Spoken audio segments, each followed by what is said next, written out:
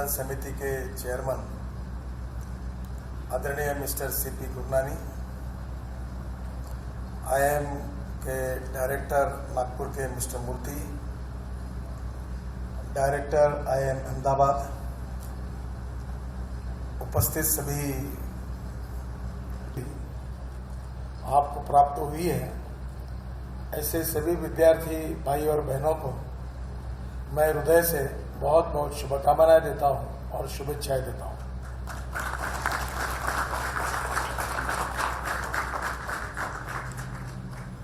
सभी विद्यार्थियों के जीवन में डिग्री हासिल करते समय जो खुशी होती है, वो खुशी मैं आप सबके चेहरों पर देख रहा हूं। स्वाभाविक रूप से आईआईएम नागपुर की शुरुआत जब हुई तब हमें यही उम्मीद है कि विशेष रूप से मैनेजमेंट के ट्रेनिंग के लिए आईआईएम अहमदाबाद बहुत प्रसिद्ध है और उसी की स्टैंडर्ड के आधार पर नागपुर में भी इसी प्रकार की आईआईएम के द्वारा हमारे भविष्य की पीढ़ी के आप जैसे विद्यार्थियों को प्रशिक्षित करने का कार्य यहाँ होगा।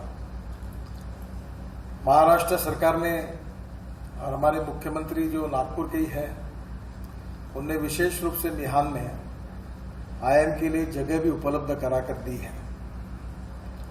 हम सब लोग यही चाहते हैं, मुख्यमंत्री जी और हम लोग, कि नागपुर का आईआईएम केवल भारत स्तर का ही नहीं तो वर्ल्ड स्तर का अच्छा इंस्टीट्यूट बने, यही हमारे सबके मन में भावना है। और इसके लिए आवश्यक जो इंफ्रास्ट्रक्चर है वो भारत सरकार के द्वारा, महाराष्ट्र सरकार के द्वारा निश्चित रूप में पूरा करने में सहयोग मिलेगा। महाराष्ट्र के हायर एजुकेशन के सचिव भी इस कार्यक्रम में उपस्थित हैं। वो भी महाराष्ट्र सरकार की ओर से निश्चित रूप से पूरा सहयोग करेंगे। नागपुर ये एजुकेशन हब हो और यहाँ के भी विद्यार्थियों को इसमें शिक्षा, विशेष रूप से जो अंतर्राष्ट्रीय दर्जे का जो शिक्षा है वो उनको हासिल हो, ये हमारी सबकी इच्छा है। हमारे यहाँ से बड़े प्रमाण पर लड़के पूना में, बेंगलोर में, मुंबई में पढ़ने के लिए जाते हैं, तो उनको जाने की आवश्यकता ना पड़े और उनको सभी प्रकार की शिक्षा हो, वही उपलब्ध हो, ये हमारी सबके मन में भावना है। कुछ दिन पहले हमने सिम्बायोसिस मैनेजमेंट इंस्टीट्यूट को 90 एकड़ जगह ₹1 लीज पर 30 साल के लिए देने का निर्णय किया है। उसका भूमि पूजन भी हुआ है और करीब 450 करोड़ की इन्वेस्टमेंट करके वर्ल्ड स्टैंडर्ड की बड़ी यूनिवर्सिटी यहाँ बनाने के कार्य का शुभारंभ हुआ है। हमारे यहाँ करीब 42 इंजीनियरिंग कॉलेजेस हैं। इसके साथ साथ हमारी यूनिवर्सिटी में लक्ष्मीनारायण इंस्टीट्यूट ऑफ टेक्नोलॉजी है। यहाँ से विशेष रूप से केमिकल इंजीनियरिंग में बहुत अच्छे अच्छे विद्यार्थी पढ़कर केवल देश में ही नहीं तो दुनिया में अच्छा काम कर रहे हैं। अभी एक कार्यक्रम हुआ था, उसमें मेरे समय में जब स्टूडेंट था तो एलआईटी के एक विद्यार्थी थे हरदास करके, वो अमेरिका में उनका उद्योग है। हमारे यहाँ education, management, skill development, technical education, इसके अनेक प्रकार के प्रयास तो हो रहे हैं। मैं ये मानता हूं कि आने वाले भविष्य में इनोवेशन, टेक्नोलॉजी, एंटरप्रेन्योरशिप, रिसर्च, ये हमारे सबके लिए बहुत महत्वपूर्ण है। साइंस, टेक्नोलॉजी और इन सब बातों को हम नॉलेज कहते हैं और मैं अक्सर ये बात मानता हूं कि conversion of knowledge into wealth, ये हमारे देश का सबसे बड़ा भविष्य है। पर conversion of knowledge into wealth अगर करना है तो हमको रिसर्च की तरफ ज्यादा ध्यान देना होगा। जितना ज्यादा रिसर्च होगा उतनी अच्छी टेक्नोलॉजी हमको मिलेगी और इसलिए अब इंफॉर्मेशन टेक्नोलॉजी का भी काफी उपयोग हो रहा है। प्रधानमंत्री जी का आग्रह रहा है कि digital India e governance, innovation, entrepreneurship, technology, research, skill development, ये सब बातों के प्रति सरकार बहुत आग्रही है और इसके परिणाम भी मिलना शुरू हुआ है। जो इकोनॉमी हम लोग विकसित करना चाहते हैं वो रोजगार निर्माण करने वाली इकोनॉमी हो, और जैसे गुरु नानक जी ने अभी कहा कि वर्ल्ड में, अमेरिका में बड़े बड़े कंपनी के सीईओ ये भारतीय है और वहां अच्छा कार्य कर रही है, हमारे लिए बहुत अभिमान का विषय है। मुझे जापान में जाने का मौका मिला तो वहां के प्रधानमंत्री जी ने मुझे पूछा कि आपके सॉफ्टवेयर इंजीनियर में ये क्या विशेषता है, क्या उनके शरीर में कोई मैथमेटिक्स के स्पेशल जीन्स है क्या, वो इतने होशियार कैसे हैं, ऐसा उन्होंने मुझे पूछा। और ये बात सच है कि हमारे सॉफ्टवेयर इंजीनियर्स, आईटी के इंजीनियर्स वर्ल्ड में ऐसा रेपुटेशन उन्हें मिला है कि वर्ल्ड में जब कोई कंपनी रिक्रूटमेंट करती है तो इंडियन सॉफ्टवेयर इंजीनियर मिलता है तो तुरंत उसको सिलेक्ट कर लेती है। ये हमारी क्रेडिबिलिटी है और इसलिए मैं मानता हूं कि इस क्षेत्र में हम लोग लगातार प्रगति और विकास की ओर जा रहे हैं। हमारी सरकार जब आई तब हमारा टोटल रेवेन्यू 13 लाख करोड़ का था। अभी इस साल मार्च एंड हुआ तो हमारा रेवेन्यू 20 लाख करोड़ का हुआ है। और जो इकोनॉमिक रिफॉर्म हमने लाए हैं उससे जीएसटी अभी लागू हो जाएगा, तो मेरा अंदाज है कि आने वाले 2 साल जब खत्म हो जाएंगे तो हमारे इकोनॉमी का रेवेन्यू 28 लाख करोड़ से ज्यादा होगा। और अगर ये बजट अगर दुगना होगा तो स्वाभाविक रूप से इंफ्रास्ट्रक्चर से लेकर एजुकेशन तक हम ज्यादा खर्चा कर सकेंगे। और इसलिए धीरे धीरे हर क्षेत्र में रिफॉर्म की गतिशीलता बढ़ी है। हमने पार्लियामेंट में 125 पुराने कानून को हमने पूरी तरह से आउटडेटेड करके उसको हमने समाप्त कर दिया, निरस्त कर दिया है।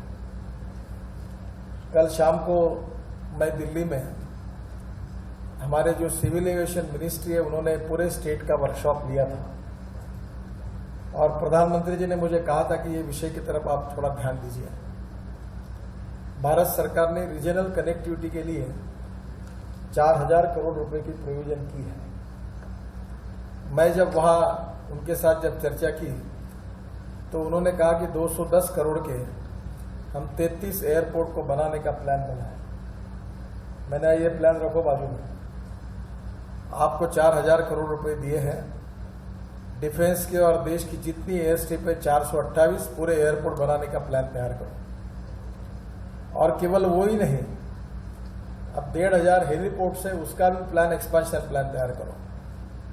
और वो भी नहीं तो मैं अपने विभाग की ओर से अब सी प्लेन की शुरुआत इसी 3-4 महीने में करने जा रहा हूं। आप मुझे रिवर पोर्ट के लिए, रिवर में पानी पे उतरने वाले हवाई जहाज के लिए भी जो एयरपोर्ट हमको बनाना है, रिवर पोर्ट बनना है, उसकी भी प्रोविजन करिए। यह ऐसा छोटा मत सोचिए, लो इमेज क्राइम। और उनका भी दोष नहीं है, सरकार में जो काम करते हैं वो स्वाभाविक रूप से उनकी सोच मर्यादित होती है क्योंकि इतना बड़ा एक्सपोजर और रिस्क लेने का उनका स्वभाव नहीं होता। और इसलिए आने वाले समय में हमको अगर दुनिया के साथ जाना है तो हमको ग्लोबल थिंकिंग से ही आगे जाना होगा। ग्लोबल थिंकिंग क्या है, ग्लोबल बेंचमार्क्स क्या है, ग्लोबल सक्सेस स्टोरीज क्या है, इसको हमको आधार बनाना होगा। मैं पोर्ट का मंत्री हूं और एक कंसल्टेंट ने, यानी आपके मैनेजमेंट का कितना इंपॉर्टेंट है मैं आपको बताता हूं कि 2-3 साल पहले मैंने एक फाइनेंशियल मैनेजमेंट और हमारे काम में सुधार होने के लिए बीसीजी को अपॉइंट किया। उन्होंने मुझे 120 रिकमेंडेशंस दिए, उसमें से 70 हमने इंप्लीमेंट किया। तो पिछले साल हमको 4000 करोड़ प्रॉफिट हुआ और इस साल हमको 6000 करोड़ प्रॉफिट हुआ है, केवल अध्ययन करके मैनेजमेंट में सुधार करने से। Cost of construction cost of capital cost और कॉस्ट ऑफ एडमिनिस्ट्रेटिव कॉस्ट हम कम कर सकते हैं और क्वालिटी बढ़ा सकते हैं। रोड कंस्ट्रक्शन में भी मेरा अनुभव है कि हम अभी इतना काम हो रहा है कि हमारी कोर इंडस्ट्री जो थी वो बड़ी हालत खराब थी, उनकी हालत एकदम अच्छी हो गई है। हमने 5.5 लाख करोड़ रुपए के कॉन्ट्रैक्ट्स अवार्ड किए हैं। गुरुनानी जी मुझे बता रहे थे अभी पूरे सीमेंट कंक्रीट के रोड हम बना रहे हैं और ये नागपुर के भी रोड आप देख रहे हैं। मैं कहता हूं लोगों को कि 200 साल की गारंटी है, ये रोड में गड्ढा नहीं पड़ेगा।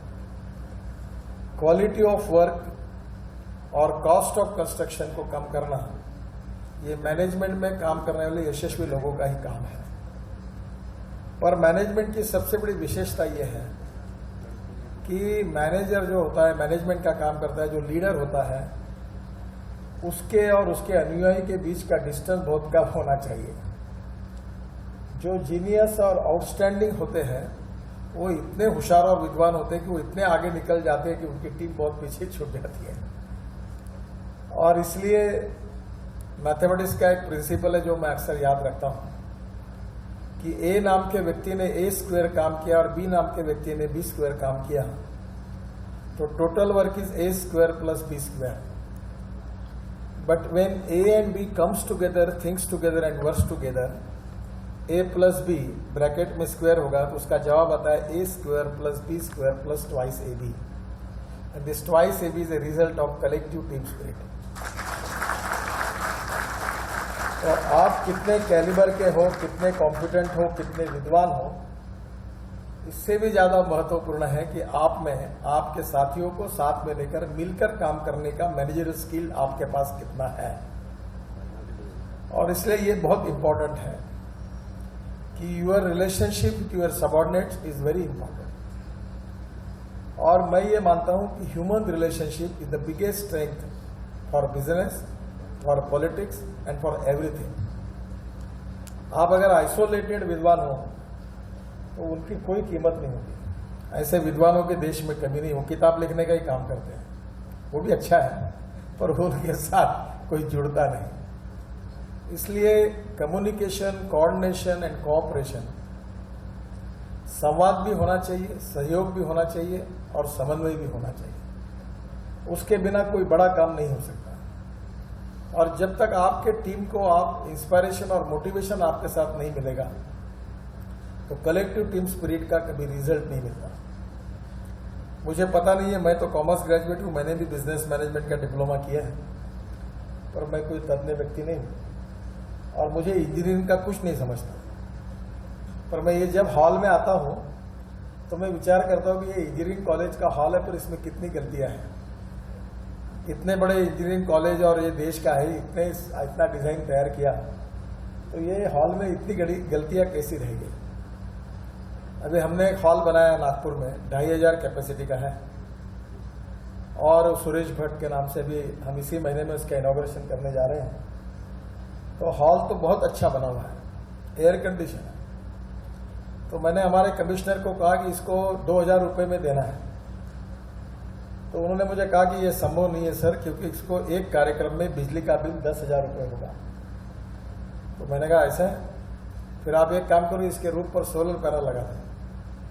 तो बोले रूफ तो तैयार हो गया। मैंने बोला आपको मालूम है, स्ट्रक्चरल इंजीनियर और आर्किटेक्ट को बुलाओ मेरे पास। मैंने उनको बोला इसके ऊपर सोलर पैनल लग सकते हैं? बोले लग सकते हैं, लगा दो। अब वो सोलर पैनल हमने लगाया और हम पावर डिपॉजिट करते हैं। अब पावर डिपॉजिट करने लगे तो हमको अभी उन्होंने मुझे बताया कि इस हॉल में 90 कार्यक्रम ऐसे होंगे जिसमें बिजली का बिल 0 होगा, क्योंकि इससे सोलर पावर मिलेगी।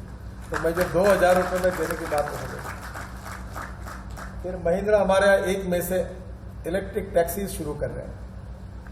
तो मैंने कलेक्टर को कहा कि इस हॉल के नीचे में बड़ा पार्किंग है, रात को सिटी एरिया में हॉल है, तो इसको इलेक्ट्रिक चार्जिंग की व्यवस्था कर दो और इलेक्ट्रिक चार्जिंग से हॉल को पैसे मिलेंगे। तो सरकारी अधिकारी होशियार रहते, क्योंकि वो हर काम कैसे न हो इसके सुझाव देने का एक्सपर्टाइज बहुत लोगों को होता है। उसने तुरंत मुझे कहा कि सर इलेक्ट्रिक हम बेच नहीं सकते। बोला नहीं बेच सकते तो एक काम करो, रात को 10 बजे से लेकर 4 बजे तक जो पार्किंग करेगा उसको 600 रुपये पार्किंग की कीमत होगी करके घोषित कर दो। अब पार्किंग की कीमत वो बिजली की नहीं ले सकते तो रोज 100 गाड़ियां पार्किंग हुई तो वो पैसा मिलना शुरू हो जाएगा। 2 रेस्टोरेंट उसमें रखे तो नेचुरली वो हॉल की जो कैपिटल कॉस्ट थी और जो खर्चा है वो बाकी एक्टिविटीज के कारण निकल जाएगा। एयरपोर्ट में यही प्रिंसिपल है। एयरपोर्ट का डिजाइन आर्किटेक्ट और इंजीनियर करता है, पर एयरपोर्ट की वायबिलिटी जो है वो शॉप्स लगे हैं, मार्केट लगा है, उसके कारण आई है। पर 1947 से लेकर इतने एयरपोर्ट बने तो क्या किसी के ध्यान में ये आया नहीं? क्योंकि आर्किटेक्चरल प्लानिंग उसमें जो किया वो किया लोगों ने, और उसके साथ मैनेजमेंट और कमर्शियल थिंकिंग अगर होता और उसी समय अगर एयरपोर्ट ठीक प्रकार से आज जैसे बना अगर हम बनाते हैं तो आज हिंदुस्तान में जितने एयरपोर्ट है उससे 10 गुना ज्यादा एयरपोर्ट हम बना सकते थे, उससे 10 गुना ज्यादा रेलवे स्टेशन बना सकते थे, उससे 10 गुना ज्यादा स्टेट ट्रांसपोर्ट के स्टेशन जैसे गुजरात में, सूरत में, बड़ौदा में, अहमदाबाद में बस पोर्ट बने। पैसे की कोई कमी नहीं है इस देश में, बिल्कुल पैसे की कमी नहीं है। मैं जब महाराष्ट्र में मंत्री था तो 5 करोड़ रुपए सरकार ने मुझे 95-96 में दिए थे, और 2 साल में 2.5 साल में हमने 8,000 करोड़ के प्रोजेक्ट पूरे किए थे जब पैसा पब्लिक ने दिया था। Mumbai Pune express highway, Worli Bandra sea link project, 55 flyovers, और ये सब मैं इंजीनियर नहीं हूं और मेरा नाम Limca book of Indian record में गया। लोग मुझे बड़ा समझते कि मैं इंजीनियरिंग का एक्सपर्ट हूं, मुझे कुछ नहीं समझता। मेरा मिट्टी का बड़ा बाड़ा है और मैं जब उसको रिपेयर करने गया और अपने अकल से काम कर रहा था तो बेडरूम में पिलर आ गए। I am not the expert of civil engineering, पर मैं सबसे ज्यादा काम इसलिए कर सका क्योंकि मैं निर्णय कर सका। निर्णय नहीं करना यह सबसे बड़ी बीमारी है, और सिस्टम में ऐसे बहुत से लोग हैं जो पत्नी से भी ज्यादा फाइल पर प्रेम करते हैं, जिनके पास मिलती वो दबा के बैठते हैं। और मैनेजमेंट में fast track decision making process and full transparency ये बहुत महत्वपूर्ण है। मैंने एक बार कहा था, वो सही नहीं है, पर मैंने नाराज होकर एक बार सरकार में कहा था कि I like dishonest people who can get the thing done, but I like honest people who don't want to take the decisions. और डिसीजन करने से लोग कचरते हैं। पोस्टिंग चाहिए, प्रमोशन चाहिए, पर डर के कारण चाहते डिसीजन नहीं करते। आप जिस मैनेजमेंट में जाकर आगे काम करने वाले हो, आप इंजन हैं, और ये इंजन ग्रोथ इंजन है। जिस क्षेत्र में जाओगे वहां उसको आगे ले जाने का काम आपको करना है, और ये ग्रोथ इंजन अगर डिसीजन मेकिंग नहीं होगा तो गाड़ी कभी चल नहीं पाएगी। और इसलिए मैनेजमेंट की खूबी यही है कि आपका परफॉर्मेंस कितना है, और इसलिए एक बार फाइनेंशियल ऑडिट नहीं हुआ तो चल सकता है, पर परफॉर्मेंस ऑडिट होना चाहिए। रब का फेयर करने वाले लोगों की कोई कमी नहीं है देश में। हमारे स्कूल में एक लड़का था, वो फेल हो गया, तो उसके माता पिता स्कूल में आए और हमारे हेडमास्टर को कहे तो ये तो दिन भर स्टडी करता है, फेल कैसे हुआ? तो टीचर को आश्चर्य हुआ, उन्होंने कहा उसको बुलाया और कहा क्या करते हो? तो बोले दिन भर मैं स्कूल में जो रफ में लिखता हूँ, घर जाके मैं फेयर में लिखता हूँ। तो ऐसे रफ से फेयर में लिखने वालों की कमी नहीं है, उन कॉमन लोगों में आपको नहीं जाना है। There is something specialized with you, you are the leader. आप जहां जाओगे वहां आपका इनोवेटिव अप्रोच, आपका प्रोफेशनल अप्रोच, आपकी fast track decision making process, आपका टीम वर्क, और इससे आप उस पूरी संस्था का परफॉर्मेंस बढ़ा सकते हैं। और इसलिए ये जो ट्रेनिंग आपको मिला है, ये आप में जो इंडिविजुअल ऑलरेडी आप में तो काफ़ी अच्छी कैपेबिलिटी है, पोटेंशियल है, गुणवत्ता है, इसीलिए आपका इस कोर्स के लिए सिलेक्शन हुआ है। पर एक सच है कि no one is perfect and no one can claim that he is perfect. उत्तम, अधिक उत्तम, सर्वोत्तम अप टू इन्फिनिटी। हमने यही समझना चाहिए कि you can not catch your own image. जितने जोर से हम दौड़ते हैं उतने गति से हमारी प्रतिमा दौड़ती है। तो हमने यही सोचना चाहिए कि स्काई इज द लिमिट, और ये अगर आप करेंगे तो आप बहुत बड़ा मिरेकल आपके इसमें आ सकता है। ऑनेस्टी, क्लैरिटी, ट्रांसपेरेंसी, ये एसेट्स हैं। आप तो मैनेजमेंट में अच्छा ही काम कर रहे हैं, गुरुनानी साहब अच्छा काम कर रहे हैं, पर इनको रामदेव बाबा ने मात दी। अब वो 5,000 करोड़ का टर्नओवर कर रहे हैं। अब ये रिसर्च का विषय है कि पतंजलि का टर्नओवर क्यों बढ़ रहा है और मल्टीनेशनल कंपनी के प्रोडक्ट का सेल क्यों कम हो रहा है। और इसलिए मैं ये मानता हूं कि जिसको दिमाग है, जो रिसर्च करेगा, उसको किसी से भी फायदा हो सकता है। मैं रूरल और एग्रीकल्चर में काम करता हूं और मेरी रुचि भी है, तो मैं करीब 10 साल से काम कर रहा हूं ऑर्गेनिक फार्मिंग में, किसानों में, बायोफ्यूल में, बायो एनर्जी, इथेनॉल, शुगर। और एक चीज मैंने ऐसी देखी, यहाँ महात्मा गांधी विज्ञान इंस्टीट्यूट है वर्धा में, कभी आप जरूर जाके आइए। गांधी जी कहते थे कि we want maximum production with the involvement of maximum number of persons. तो मैं वहां गया तो वहां मुझे एक बॉटल उन्होंने दी, उसमें एमिनो एसिड करके था, और उन्होंने मुझे कहा कि ये आप एमिनो एसिड ये आप आपके प्लांट पर अगर स्प्रे करोगे तो ये 25% ग्रोथ आएगी। मैंने अपने घर में लाया, मेरी पत्नी की खेती देखती है, तो मैंने उसको कहा कि ये यूज करके देखो और मुझे बताओ। उसने जब यूज किया तो 25% ग्रोथ मिली। तो एमिनो एसिड बालों से बनता है। तो मैंने यहाँ धर्मपेट कॉलेज, साइंस कॉलेज आपके नजदीक है, वहाँ एक ऑर्गेनिक केमिस्ट्री के प्रोफेसर हेड ऑफ डिपार्टमेंट थे, हेमंत जाम्बेकर, उनको मैंने बुलाया। मैंने कहा तुम सर्विस छोड़ दो और ये हम लोग बाल इकट्ठा करेंगे और एमिनो एसिड बनाएंगे।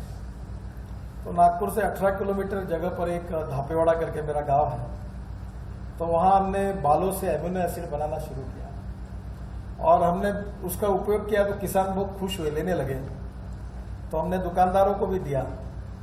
तो डीलर मेरे पास आया, उन्होंने कहा आपका प्रोडक्ट बहुत अच्छा है, मार्केट में 900 रुपये की बोतल मिलती है, आप ऐसा करो आप 800 रुपये कीमत लिखो और 500 रुपये कि मैं हमको दो, हम पूरा प्रोडक्शन खरीद लेंगे।